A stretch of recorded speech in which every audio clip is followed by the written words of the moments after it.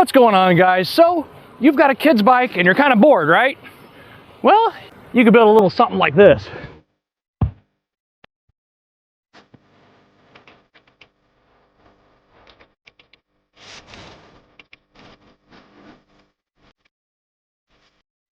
So these kids' bikes, you can pick them up pretty cheap from the thrift stores or even free, oftentimes off like Facebook Marketplace. And, well, I'm not that big of a guy, but I'm a little bit too big for this. But we can turn it into something pretty useful. We're gonna keep the plan for this thing pretty simple. I'm gonna make it as I go along, and as I do, I'm gonna go ahead and lay out some measurements. That way, you guys at home can build it yourself. Now, as per usual with this project, I'm keeping the tools as absolutely bare minimum as possible. We're gonna be using a few hand tools, an angle grinder, a welder, possibly my Sawzall. We'll kind of see how that goes in the video a little bit later, and a drill or drill press. So I try to keep the builds as simple as possible. That way, if you're out there and you have a kid's bike, or if you're given one for free, you could easily replicate this at home and have a great time on a weekend enjoying, you know, cutting apart some metal and sticking some metal together. Makes it more fun for everybody. Well, like the beginning of any project, time to get this thing taken apart. And now that you have completely dismantled this little bicycle, there is one little last thing to do on the bike that we've got to get off, and that is the bearing races, both up here at the head tube and down here at the cranks. Now, there is a proper tool to remove these races, but for the sake of the video, we're going to do it the old-fashioned way. And for that, you're just going to need a chunk of steel pipe, or if you're not going to use the seat post, you can use the seat post for this job, and a little hammer. And all you're going to want to do is just go ahead and steady the frame however you can. You're going to put this tube in kind of at a crooked angle, and I'm holding it, that way it's remaining crooked on one side of the bearing race on the inside, and give it a couple of whacks. And if that doesn't work on the first try, go to the other side diagonal and hammer it down. And just like that, they come right out of there. Same thing for the crank bearing races. Now, it might take a few whacks, but it'll come out. Ow! If you don't hit your hand too many times. Flip it over, do the other race. And there we have it. All four races are out. The frame is naked. Now we're fully dismantled. So what I'm going to start off with here is I'm going to take a 4.5 inch cutoff wheel, and we're going to cut it right here at the head tube. We're going to save this piece, and then I'm also going to cut it right here at the down tube and the top tube, leaving the rear triangle together. So all we're going to do is save the rear triangle in one piece and save the head tube in one piece. And before I start cutting it up, I'm going to go ahead and just take all these parts, pick them up, and get them all nice and organized.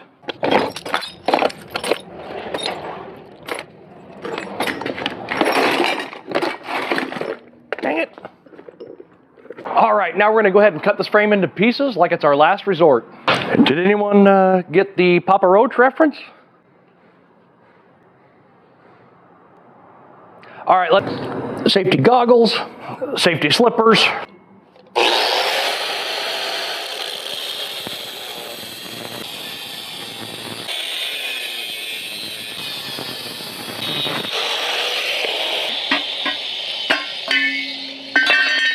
All right, so now that this is pretty roughly cut, I'm going to go ahead and take the cutoff wheel and cut off as much as I can without hurting the seat post tube. And then I'm going to use a flap disc to get everything nice and smooth. You can just flap disc it or grind it down from here, but the cutoff wheel makes it a little bit quicker.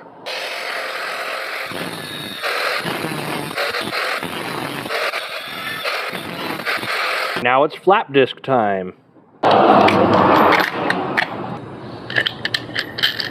Now this is a 60 grit. That's pretty much the main style I use, or the main grit that I use. It makes pretty quick work, and it's light enough that if you kind of be gentle with it, some 80 grit or 100 grit will fix it before paint if you leave any kind of deep scratches in the metal.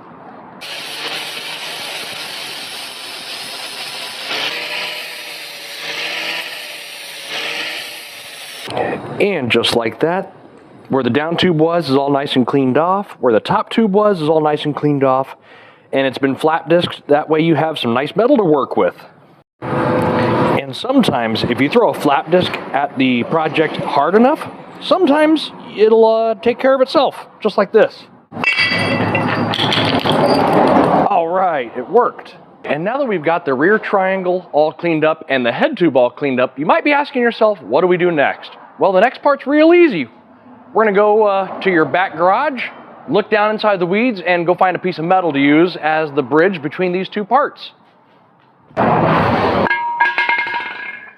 So being that this is gonna be a scooter pretty much used only on the streets and not on dirt trails, I'm building it as absolutely low as possible. I'm just using a couple of hole saws to hold the bottom of the frame up about 1.25 inches off the ground.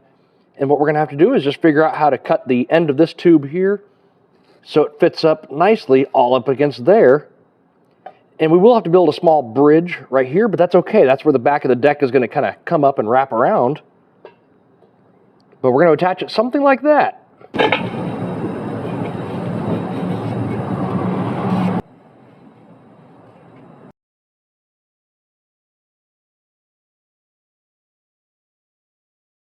Here's the shape I came out with. What I wound up doing was taking a socket about the same diameter as the bottom bracket on the bicycle, and I just kept chopping stuff up until it fit pretty well inside there. Now, being that I'm going to be MIG welding this, I'm not too worried about little gaps. My MIG welder with 035 wire will fill that right up. If you're TIG welding or gas welding, you probably want to have your gaps a little bit tighter than that, but for the sake of this project, that'll be just fine. Now we're going to go ahead and plug in old Sparky, my Miller-Matic. I'm going to go ahead and just put these two pieces in, make sure they're lined up as well as possible. And while we're here, we can go ahead and rotate the bottom bracket around inside this big steel tube until we drop it down to the height that we want it to be. Now, if you're planning on using this thing to go off curbs or in the dirt, you're definitely going to want to have a few more inches. And right now is the time for you to decide before you tack weld this thing in place.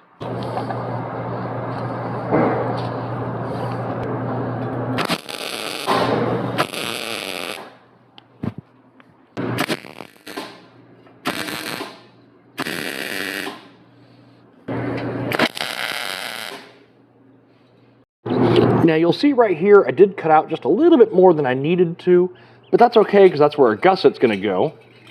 But otherwise, we're looking pretty good. And from here, I'm gonna figure out how long I want the deck to be. I'm really hoping that I could possibly use kind of part of the cranks and the chain to still use the coaster brake, so I can have some kind of pedal back here that if I push down on it, we've got brakes without having any cables run anywhere. And I think where I am right now will give us plenty of room to have a pedal and both feet. So I'm going to go ahead and make the front of the frame right about there.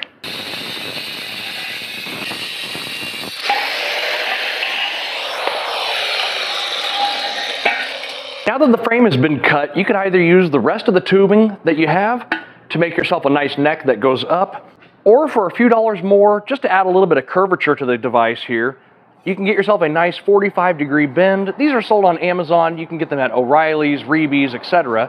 And it's just exhaust tubing. It's about 0.85 in thickness. And I think we're gonna have it kind of like this. And while we're mocking up the frame and kind of getting everything tacked into place, I did put the bearing cups back into the head tube. The bearings are in and the wheel is on.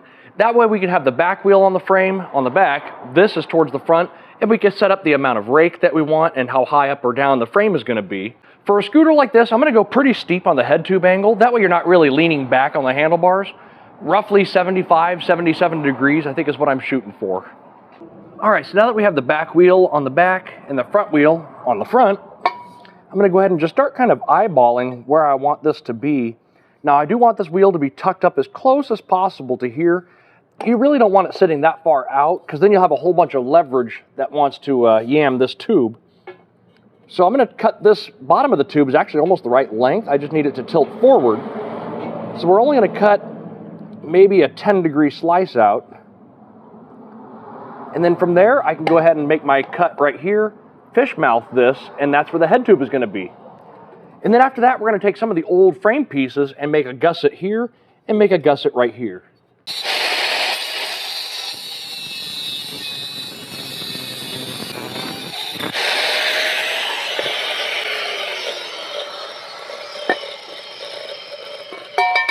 And one little problem I did run into, so I got this all nice and cut. It's at a little bit of an angle to hold this forward, but this tubing is 2 1/4 inch and the frame is 2 inch.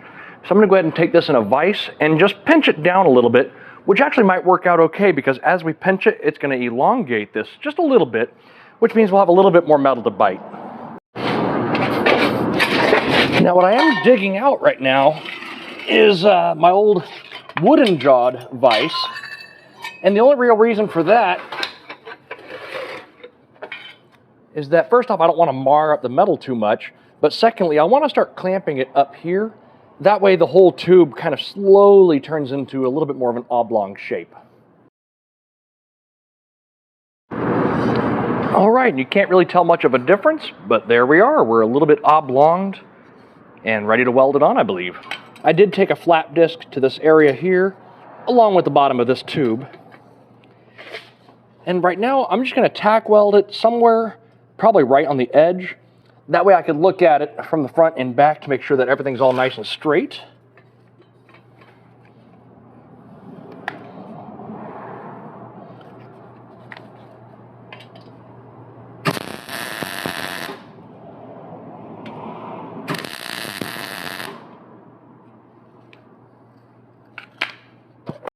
And looking at it from the top and bottom and side to side and whatnot, looks pretty good to me. So I'm going to go ahead and tack weld it in a few more spots around the circumference.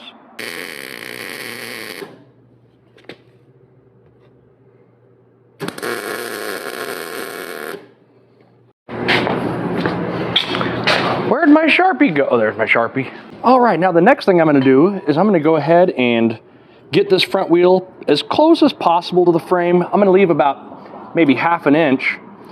And from there, I'm just going to visualize the line and draw a line straight on through. You know, for me, it's kind of a guessing game. Other people may want to measure some more. But what do you guys think? Do you think that looks about like 75-ish degrees? Looks like it to me. All right, I'm going to go ahead and just cut it on that line. And we'll probably have to take this and squeeze it down in a vise again.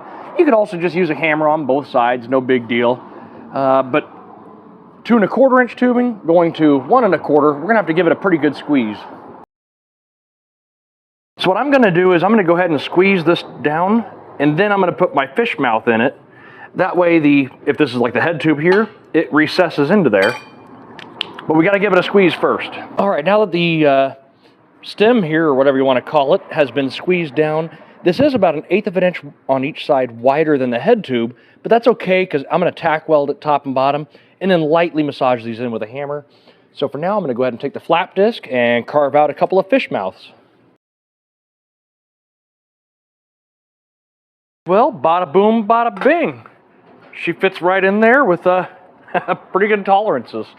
I'm just going to go ahead and get this thing tack welded in place. That way, again, I can kind of look at it from a distance and make sure that everything's all nice and straight. You know what really helps? Is if I put the ground clamp on. And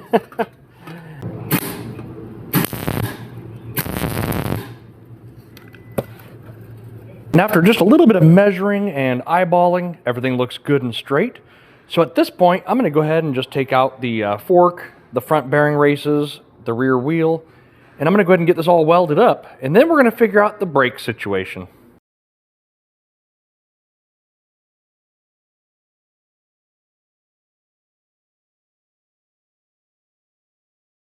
Just for a little gusset in the rear, I did take a piece of the top tube, or what used to be the top tube, and I'm just going to go ahead and get that all welded in. All right, I don't think that's going anywhere, so that's good.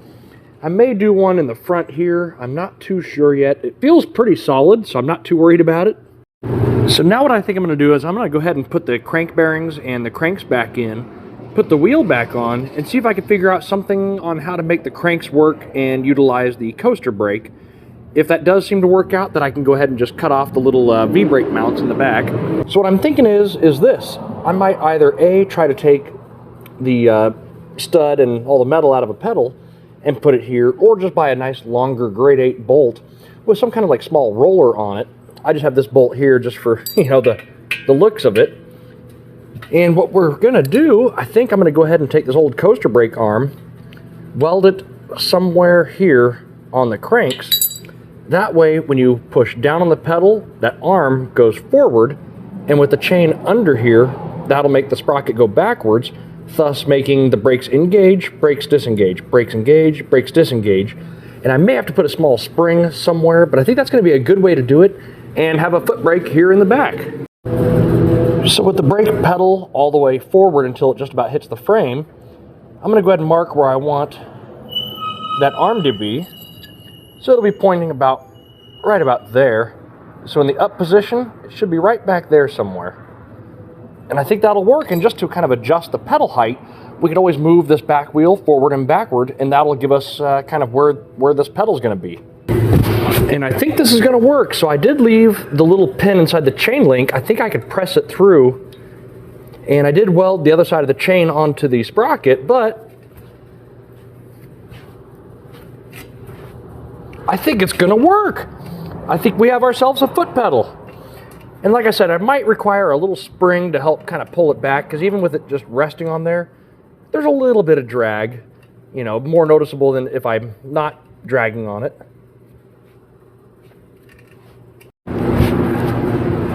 And from here, the last major parts to make out is the stem that needs to go up pretty darn high, and along with the floorboard thing. Now for the floorboard, I think I'm going to cut out just a little bit of that aluminum sign. I think that stuff will be plenty thick. As for the stem, to make it pretty easy, what we're going to do is we're going to cut this piece off somewhere right in the middle, take this tube here where it's nice and straight, and we're going to weld the bottom half of this onto there, and the top half of this up there, and then all we have to do is make a pretty darn long bolt to go down there to the wedge. Alright, so I've got a couple of tack welds, and right now I'm just taking a step back, making sure everything looks nice and straight, which I believe it does. If this hole goes around and it makes maybe a 1/4 inch of variance, I'm not too worried about it. That's only a few degrees at most. But overall, I'm pretty happy with it. I'm gonna go ahead and tack that, or I'm gonna fully weld it rather, right into place, but everything looks really good and straight, at least from my eye. So I'm gonna go ahead and get that welded up, and that means that this thing is nearly done. So this aluminum street sign is going to be the deck of this scooter. I already measured it. I want it to be 6.5 by 22. So I'm gonna go ahead and just measure my 6.5 wide in a few little increments, then I'll run a straight edge across here.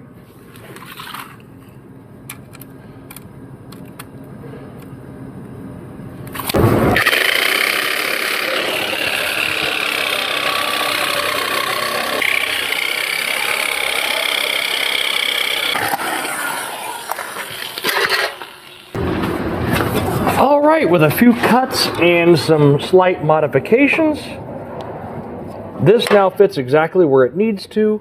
I can still reach and tighten the bottom bracket, and the arm has plenty of room to swing over here, pull the chain, make the brakes happen. So what I'm going to do here is just run a couple of self-tap screws through here. Probably going to run 2, 2, and 2, so 6 of them in total. And I think that just about finishes up this project. Now the seat post tube, I might just in the future make a little rack that just slides in and uses the quick release seat clamp.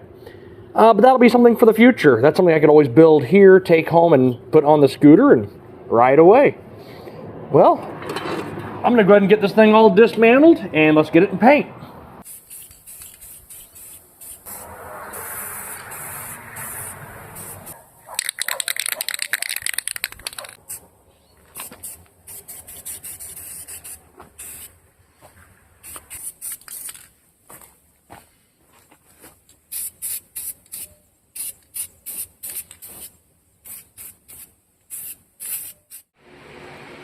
Alright, and I'm just doing some assembly here, and it kind of goes back together exactly the way it came apart.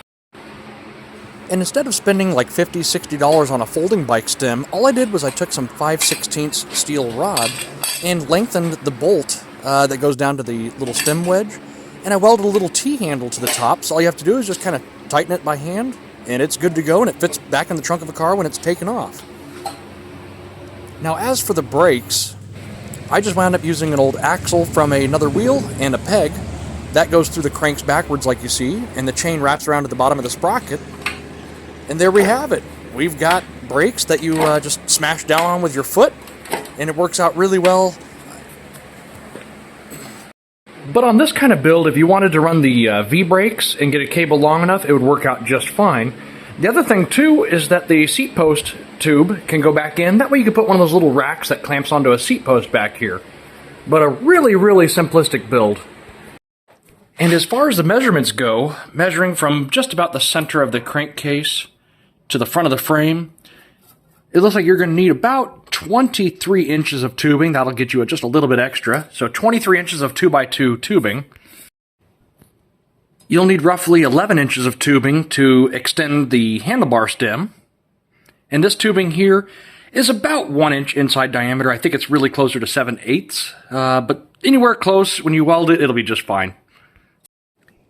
And this exhaust 45-degree elbow, before the joint comes out to be about 9 inches.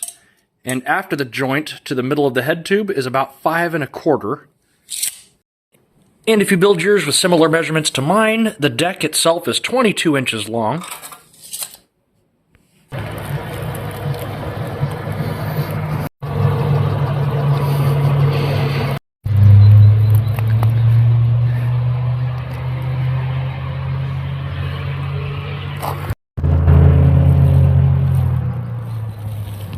Well, that's about it for this build, guys. And if this is something that you guys liked, let me know in the comments below. And if you guys have any questions about it, please feel free to write. I'm always happy to answer. And as always, I will see you guys in the next one.